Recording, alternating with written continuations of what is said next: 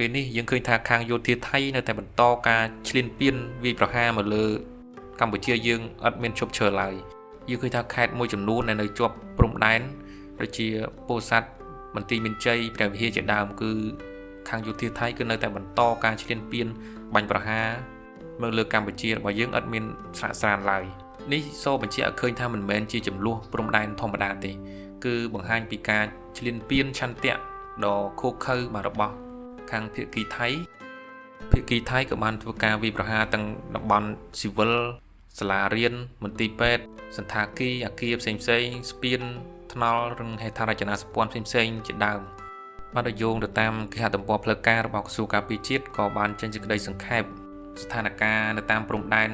បាទខ្ញុំក៏សូមអាននៅសេចក្តីសង្ខេបរបស់ក្រសួងការពារជាតិដូចតទៅចំពោះទី1គឺទាក់ទងទៅនឹងស្ថានភាពជួរមុខនៅសមរភូមិ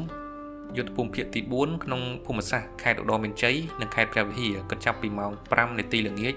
ថ្ងៃទី20ខែធ្នូឆ្នាំ2025រហូតមកដល់ម៉ោង 5:00 នាទីថ្ងៃទី21ខែធ្នូឆ្នាំ2025ចំពោះថ្ងៃទី20ខែធ្នូឆ្នាំ2025នៅវេលាម៉ោង 17:30 នាទីយោធាថៃបានបាញ់កាំភ្លើងធំចូលក្នុងភូមិសាស្ត្រថ្មដូននៅថ្ងៃទី21ខែធ្នូឆ្នាំ2025នៅម៉ោង 12:05 នាទីរំលងអធ្រាត្រយោធាថៃបានបាញ់ផ្លោងកាំភ្លើងត្បាល់ចំនួន3គ្រាប់ចូលក្នុងភូមិសាស្ត្រប្រាសាទតាមាន់នៅម៉ោង 6:15 នាទីយោធាថៃបានចាប់ផ្ដើមបាញ់ផ្លោងកាំភ្លើងធំរត់ក្រោះបាញ់បុកចូលភូមិសាស្ត្រថ្មដូននិងប្រាសាទតាមាន់នាម៉ោង 6:25 នាទីយោធាថៃបានបាញ់ផ្លោងកាំភ្លើងធំកាំភ្លើងគាំទ្រនិងដ្រូនចូលភូមិសាស្ត្រប្រាសាទតាមាន់នាម៉ោង 9:31 នាទីយោធាថៃក៏បានបាញ់ផ្សែងពុលចូលភូមិសាស្ត្រប្រាសាទព្រះវិហារនៅម៉ោង 10:00 ដល់ម៉ោង 11:00 នាទីយោធាថៃបានបន្តបាញ់ផ្សែងពុលចូលភូមិសាស្ត្រប្រាសាទព្រះវិហារតាថាវភ្នំខ្មោចជាំតែព្រំត្រងោលនិងគោល8នៅម៉ោង 11:00 នាទីដល់ម៉ោង 13:00 នាទីយោធាថៃនៅតែបន្តបាញ់កាំភ្លើងធំចូលភូមិសាស្ត្រប្រាសាទព្រះវិហារតាថាវភ្នំខ្មោចជាំតែនិងបានបាញ់ចូលក្នុងភូមិសាស្ត្រប្រាសាទតាមាន់នៅម៉ោង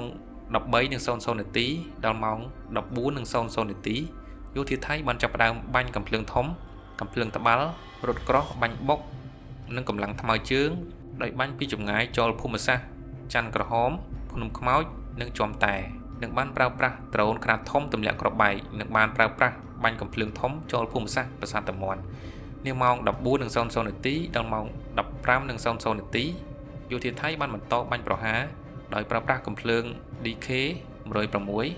ចល័តលើរថយន្តចូលភូមិសាស្ត្រប្រាសាទព្រះវិហារទី2ទាក់ទងទៅនឹងស្ថានភាពជួរមុខនៅសមរភូមិយុទ្ធភូមិភាគទី5ក្នុងភូមិសាស្ត្រខេត្តបន្ទាយមានជ័យគិតចាប់ពីម៉ោង 12:00 រំលងអធ្រាត្រថ្ងៃទី21ខែធ្នូឆ្នាំ2025នៅវេលាម៉ោង 5:50 នាទីយោធាថៃបានបន្តបាញ់ផ្លោងចូលភូមិសាស្ត្របឹងត្រកួននាម៉ោង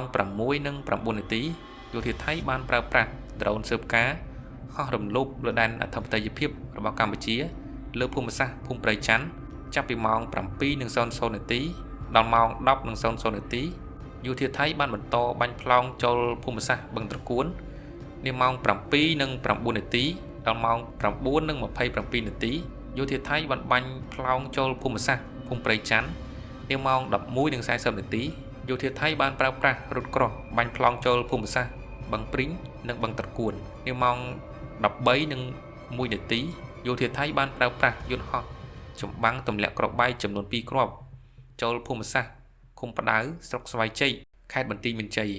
នាម៉ោង 13:35 នាទីដល់ម៉ោង 15:06 នាទីយោធាថៃបានប្រើប្រាស់កាំភ្លើងធំប្រភេទ 155 មីលីម៉ែត្រ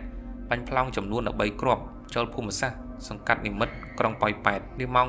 13:53 នាទីយោធាថៃបានប្រើប្រាស់កាំភ្លើងយន្តបាញ់ចូលភូមិសាស្ត្រភូមិចំការកើនាម៉ោង 13:55 នាទី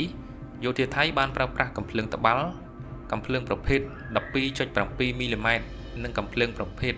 14.5 មីលីម៉ែត្របំពាក់លើរថពាសដែកវាយសន្ធាប់ក្នុងភូមិសាស្ត្រចំការកើ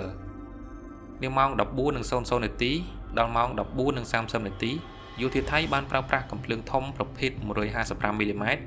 និងកាំភ្លើងត្បាល់បាញ់ផ្លោងចំនួន 24 គ្រាប់ចូលភូមិសាស្ត្រអូ3ជាន់នាម៉ោង 14:02 នាទីយោធាថៃបានប្រើប្រាស់ដ្រូនទម្លាក់គ្រាប់បែកហោះចូលមកភូមិសាស្ត្រ ភូមិចំការកើនាម៉ោង 14 និង 10 នាទីយោធាថៃបានប្រើប្រាស់កាំភ្លើងធំប្រភេទ 155 មីលីម៉ែត្របាញ់ប្លង់ចំនួន1គ្រាប់ចូលសង្កាត់និមិត្តក្រុងប៉ោយប៉ែតនាម៉ោង 14 និង 13 នាទីដល់ម៉ោង 15 និង 00 នាទីយោធាថៃបានប្លង់កាំភ្លើងធំចំនួន 13 គ្រាប់ចូលភូមិសាស្ត្របឹងត្រកួននាម៉ោង 14 និង 18 នាទីដល់ម៉ោង 15 និង 7 នាទីយោធាថៃបានបាញ់ប្លង់កាំភ្លើងត្បាល់ចំនួន 14 គ្រាប់នៅភូមិសាស្ត្រព្រៃគប់សង្កាត់អូរស័យក្រុងប៉ោយប៉ែតចាប់ពីម៉ោង 14:30 នាទីដល់ម៉ោង 16:00 នាទីយោធាថៃបានប្រើប្រាស់កាំភ្លើងធំប្រភេទ 155 មីលីម៉ែត្របាញ់ប្លង់ចំនួនប្រមាណ 51 គ្រាប់និងប្រភេទត្បាល់ជាច្រើនគ្រាប់ចូលភូមិសាស្ត្រអូ3ជាន់នាម៉ោង 14:30 នាទីយោធាថៃបានប្រើប្រាស់កាំភ្លើងធំប្រភេទ 155 មីលីម៉ែត្របាញ់ប្លង់ចំនួន 6 គ្រាប់ចូលភូមិសាស្ត្រសង្កាត់អូរស័យក្រុងប៉ោយប៉ែតចាប់ពីម៉ោង 14:36 នាទីដល់ម៉ោង 14:57 នាទីយោធាថៃនៅតែបន្តវាយប្រហារចូលទីតាំងប្រជាជនស៊ីវិលដោយប្រើប្រាស់កាំភ្លើងធំប្លង់ចំនួន 11 គ្រាប់ចូលក្នុងភូមិសាស្ត្រសង្កាត់ប៉ោយប៉ែតក្រុងប៉ោយប៉ែតខេត្តបន្ទាយមានជ័យនាម៉ោង 15:00 នាទីយោធាថៃបានបន្តបាញ់ប្លង់ចូលភូមិសាស្ត្រភូមិព្រៃច័ន្ទនាម៉ោង 15:03 នាទីយោធាថៃបានបាញ់ប្លង់កាំភ្លើងធំប្រភេទ 155 មីលីម៉ែត្រចំនួន 1 គ្រាប់ចូលក្នុងភូមិសាស្ត្រទួលពង្រើសង្កាត់អូរស័យក្រុងប៉ោយប៉ែតខេត្តបន្ទាយមានជ័យនាម៉ោង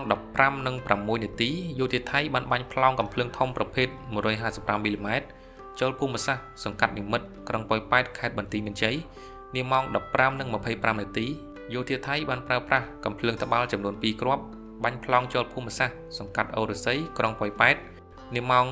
16:04 នាទីយោធាថៃបានបាញ់ប្លង់ចូលភូមិសាស្ត្រស្ទឹងបត់សង្កាត់ផ្សារកណ្ដាលក្រុងប៉ោយប៉ែតខេត្តបន្ទាយមានជ័យនាម៉ោង 16:25 នាទីយោធាថៃបានបាញ់ប្លង់ចូលខាងក្រោយភូមិសាស្ត្រភូមិព្រៃច័ន្ទនិងភូមិជោគជ័យនាម៉ោង 16:40 នាទីយោធាថៃបានប្រើប្រាស់កាំភ្លើងធំប្រភេទ 155 មីលីម៉ែត្របាញ់ប្លង់ចំនួន 3 គ្រាប់ចូលចំណុចខាងជើងរង្វង់មូលស្ទឹងបត់ភូមិស្ទឹងបត់សង្កាត់ផ្សារកណ្ដាលក្រុងប៉ោយប៉ែតគូបញ្ជាក់ផងដែរថាគិតរហូតមកដល់ពេលនេះវីរៈកងទ័ពនិងវីរៈនគរបាលកម្ពុជារបស់យើងបាននៅកំពុងបន្តឈរជើងយ៉ាងរឹងមាំស្វាហាប់មោះមុតនិងនៅតែប្រយុទ្ធយ៉ាងស្វិតស្វាញតតាំងជាមួយនឹងសត្រូវឈ្លានពាននៅគ្រប់សមរភូមិទាំងអស់ក្នុងការបំពេញតួនាទីរបស់ខ្លួនដើម្បីការពារបូរណភាពទឹកដីរបស់កម្ពុជាបាននេះគឺជាសេចក្តីសង្ខេបរបស់ក្រសួងការពារជាតិក្នុងនាមខ្ញុំជាជនជាតិខ្មែរក៏ដូចជាបងប្អូនជនរួមជាតិខ្មែរទាំងអស់គ្នាក៏សូមជូនពរដល់វីរៈកងទ័ពជួរមុខរបស់យើងទាំងអស់គ្នាឲ្យមានស្មារតីនិងមានកម្លាំងក្នុងការប្រយុទ្ធប្រឆាំងជាមួយនឹងសត្រូវឈ្លានពានហើយក្នុងគណៈពេលនេះបើយើងមានតែការរួបរวมសាមគ្គីជួយគ្នាទៅវិញទៅមកទេទើបយើងអាចយកឈ្នះនឹងការឈ្លានពានមួយនេះបាទប្រវត្តិសាស្ត្រក៏បានបង្រៀនយើងច្រើនណាស់ភាគច្រើននៃការចាញ់ឬក៏ការបរាជ័យនៃសង្គ្រាមរបស់ខ្មែរយើងគឺដោយសារតែការបែកបាក់ផ្ទៃក្នុងសាមគ្គីនេះឯងដូច្នេះយើងមិនគួរឲ្យប្រវត្តិសាស្ត្រច្រំដាយនេះកើតឡើងម្ដងទៀតនោះទេយើងឃើញថាក្នុងសង្គ្រាមប្រហែលថ្ងៃបាទជាមួយនឹងថៃនេះគឺថាប្រជាជនរបស់យើងគឺមានការស្រស់គ្នាខ្លាំងមែនទែនទាំងបងវីរៈកងទ័ពជួរមុខគឺឃើញថាមានភាពសស្រាក់សស្រាំនៅក្នុងការច្បាំងជាមួយនឹងសត្រូវហើយបងប្អូនរបស់យើងជួរក្រោយក៏ជួយគ្នាផ្សេងៗដូចជាការឧបត្ថម្ភស្បៀងអាហារផ្សេងៗទៅដល់បងវីរៈកងទ័ពឬក៏បងប្អូនជនភៀសសឹកផ្សេងៗនេះបង្ហាញអំពីឆន្ទៈនៃការស្រឡាញ់នៃការរួបរวมគ្នាហើយសង្ឃឹមថាយើងនឹងរួបរวมគ្នាបន្តទៀតឲ្យបានកាន់តែខ្លាំងជាងនេះបន្តទៀតហើយក្នុងគណៈពេលនេះយើងមានតែចូលរួមទៅតាមអ្វីដែលយើងអាចធ្វើទៅបានបើសិនជាបងប្អូនជាអ្នកធ្វើការយើងនៅតែខិតខំបន្តធ្វើការរកស៊ីបន្តទៀតបើសិនបើជាសិស្សានុសិស្សឬក៏និស្សិតយើងត្រូវតែបន្តការខិតខំប្រឹងប្រែងរៀនសូត្របន្តទៀតបើយើងដឹងថាក្នុងរយៈពេលនេះគឺអារម្មណ៍ឬក៏ផ្លូវចិត្តរបស់យើងគឺពិបាកដោយសារតែបញ្ហាសង្គ្រាមប៉ុន្តែយើងគ្មានជំរឿនអ្វីក្រៅពីការខិតខំប្រឹងប្រែងនេះគឺជាវិធីសាស្ត្រឬក៏ជំរឿនតែមួយគត់ដើម្បីដែលយើងអាចតទល់យើងឲ្យមានភាពខ្លាំងនៅថ្ងៃក្រោយបន្តទៀតយើងត្រូវបំលែងការឈឺចាប់មួយនេះឲ្យក្លាយជាការតស៊ូដើម្បីឲ្យប្រទេសជាតិរបស់យើងខ្លាំងក្លាយើងត្រូវចាំថាគឺមានតែខ្លួនយើងខ្លាំងទេទើបយើងអាចយកឈ្នះបញ្ហាផ្សេងៗបានបើយើងខ្សោយ